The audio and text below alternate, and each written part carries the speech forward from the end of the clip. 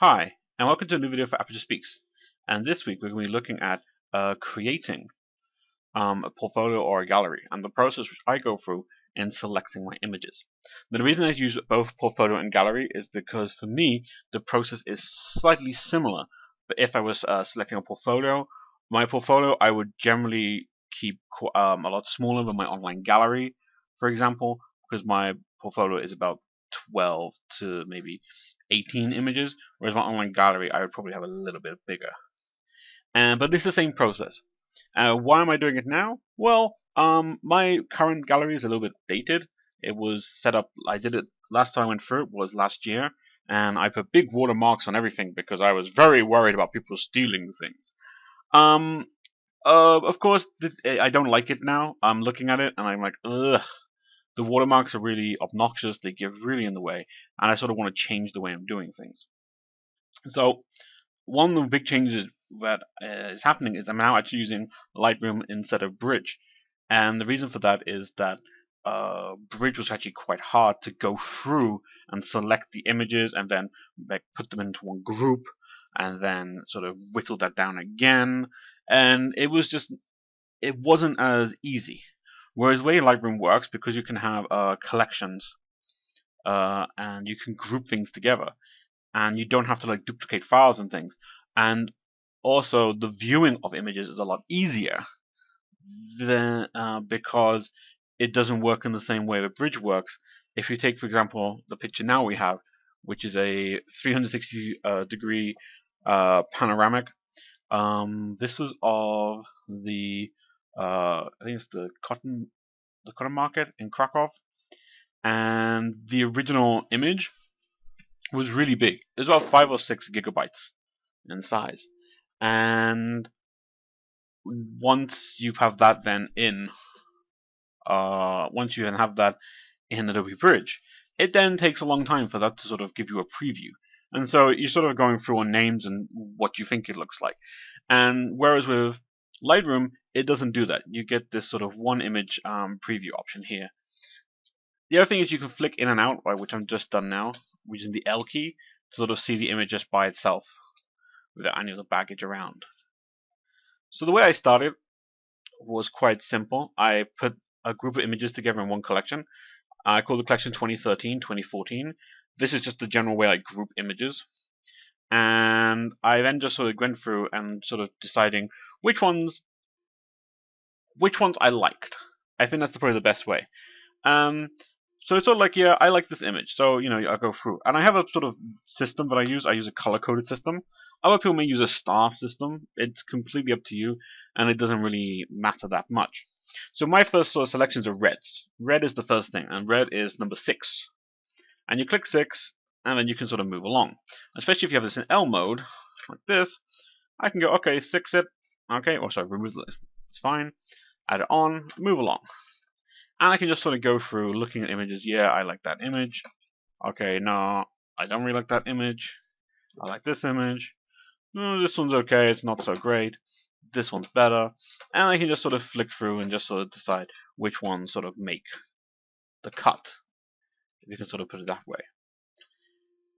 And that's the first sort of process. You really have to be hard, okay? So for example, this is a really nice image, so I can put 6 onto that. Is it my favorite image? No, but it's a good image, and it's really the thing of there's a difference between an image which is your favorite and an image which is sometimes good. For example, I really like this sort of style of image, but it's not a great image. Really, it was just me mucking around and playing around, trying to sort of emulate some film. We got some light leaks and some sort of false framing, things like that. Whereas compared to sort of like these two next to each other, which one do I like more? Well, I like this one more. Okay. This one, it's okay. And it's just sort of going through and sort of deciding which ones you like, and really which ones you just don't like. You also need to be a little bit careful. I sort of experiment with still life, and in this case here, I had the glass, I had the bottles, and I sort of all set up and took the pictures. that you may want to be a little bit careful, because a company may look at this image and say, well, that's our copyright of the design, the logo, name and things. So I would probably be a little bit dubious about that. But I do like the image, so maybe I'll put it up, and then if I get asked to take it down, I'll probably take it down. But the image is mine. It's just to do with the names on it. So I just went through and just did that, and this is just one of the things I just did. It doesn't have to take so long to do it. I would generally go through on a singular window, a singular image instead of a grid form, just so you can see the image by itself. Now once you've then selected all the images, you then need to go through again. So you've now done all your reds. And you go, okay, fine, every image is now red, but I want red. And you go back through again. And now you're sort of looking at which image is stronger. Is this one stronger than this one? Yes. If one is stronger than the other, drop it out. That's sort of simple. And you have to have, once again, don't become like sort of attached to an image. If an image isn't strong, it's not strong. You really have to sort of go, for example, this image, it's quite a strong image. It has really good colors, really good toning, really good lighting. The composition is quite interesting. So yeah, we'll keep on with that one. This one as well. Once again, number one, it's very graphic, strong, sharp. All these sort of things put together. Nice composition. Because really, the gallery should be showing your best work, not your favorite image. For example, this is a nice image. It's not my best image. If you go to this one, and you go to this one, you can see the difference. So, 6 it, drop it out. Okay?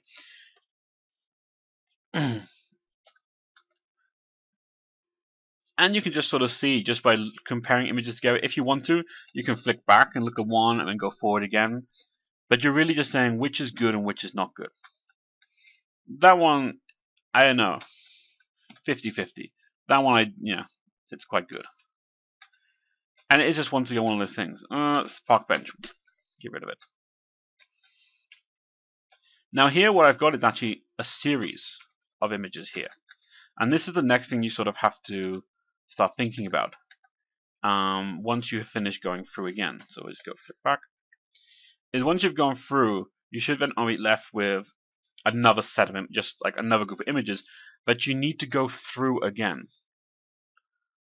I'm going to change my mind on this one. 1 second. We'll just promote it to 7. Yeah, you can become yellow for the minute. So one of the problems I have here is that I have 1, 2, 3, 4, 5, which they are 5 images to a group of a series. But really, maybe I only want 2 of them to go up. So then I start looking at these and going, which 2 are the strongest? And for me, I would say this one, the fly away one, where he just sort of spread his wings, he's flying. And maybe this one here. So you promote that one. Okay? And what you should be left with when you've gone through your choosing is I select all the ones to left, and then I then push it up to the next color. The next color is yellow. So now I'm left with which should just be yellows. I know there's a greens here, but that's because I've already gone through these images with my process. And I go through again. And really now what I'm sort of looking at is, are there any images which are not sort of fitting? That don't fit? Okay? Or images that stand out, which are not repetitive. So for example, we have this image here. Now this is quite a nice image. If I go to the red, it should be deselect all of them. I should get the original. Where are we? We're a lot further along. Past here we are. So basically, this image is this image, but it was an edit I did for an Editing Friday quite a while ago, and does it make the cut really? Does it fit in? I don't think so. It's not really it doesn't really fit with everything else, so it doesn't get promoted up to the green. It stays at yellow. This one probably should go up, so we can put it up to. Oh no, we changed it to blue by mistake. Green. And it's just sort of going through which images sort of stand out as good images, not repetitive, sort of strong, and that's when we get up to the next part. So I'm now on to 28 images, and this is quite a good final selection.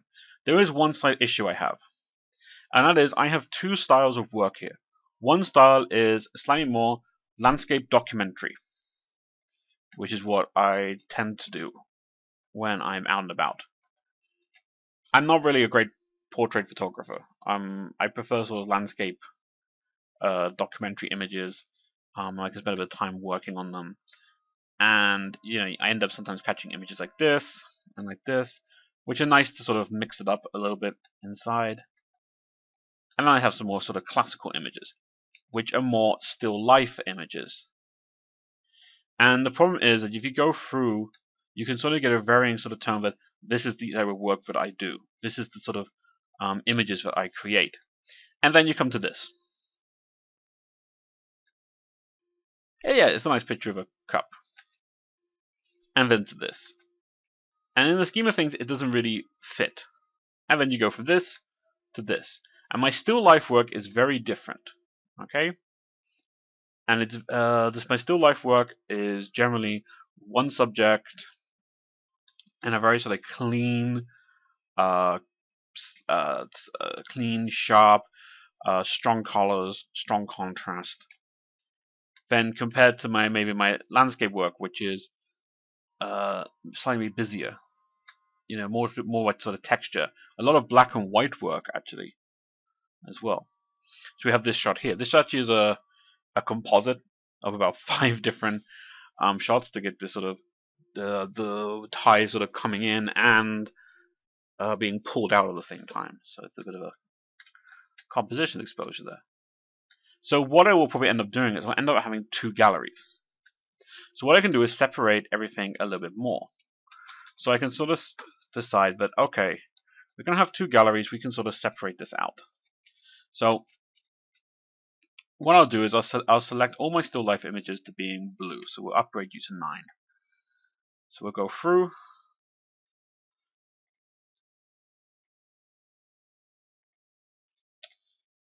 Yep.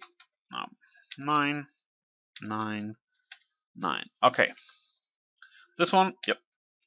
Move that one up.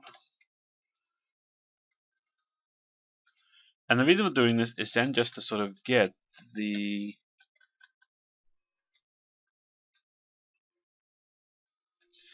two. So then select that, we select this. We've got 9 images. Oh, that's quite amusing. 9s. There's one missing. Where is it? There it is. 9. Okay. So we got 10 images here. And I got 19 here. Okay. And now it will create for me 2 galleries, which I can now put online. Now one of the things that I will also show you is edit watermark. It's just here. Otherwise you right click it. I said at the beginning I'm not a great fan of watermarks, and what I would say is that's sort of true. Okay, but I think it's important to actually put something on an image, especially after the sort of recent things which I've sort of experienced, where my images are sort of gone being used by other people, is to actually decide that there is a good point to have a watermark, but just something small at the bottom, just my name and then my contact some contact detail. So if I put Aperture 64, then they will be able to then obviously go to Twitter or go to Tumblr, where I'm known as Aperture 64, and they can sort of put that in and they can sort of pick it up. And also because it's linked to my blog name, they can also hopefully find it that way. Obviously, and when I say this, if someone wants to steal an image, they will steal it. They will either clone this out or they will crop it out. There's no way to stop people doing that. But I think it's just an added little thing. But if someone sees your image and they really want it, hopefully they will go ahead and choose it. So I can just click that and click done. Okay, and the watermark is on there, and it's no big problem. So yeah, so what I'll probably do now is I will just double check that all the images sort of work together. I may start thinking about an order for the image, the order that they may have to go in, and then I will export the images to a folder and I will start uploading them onto the website. And that's the way to do it. So just to cover the main points of when you go through and you are selecting your images, be cruel.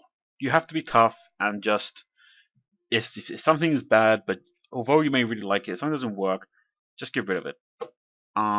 Really just throw it away. Because maybe you like it because it's of something that happened that day, some emotional reason, but really, the people who are looking at your images are not going to know that. So you have to think about the quality of the image over the actual aesthetics that you feel for it. So there we go. That's the end of this Aperture Speaks for this week. If you wish to follow me, you can do on my blog, which is aperture64.wordpress.com. You can also catch me on Twitter, which is @aperture64. And you can also find me on Facebook, which is facebook.com/aperture64. Until next week, goodbye.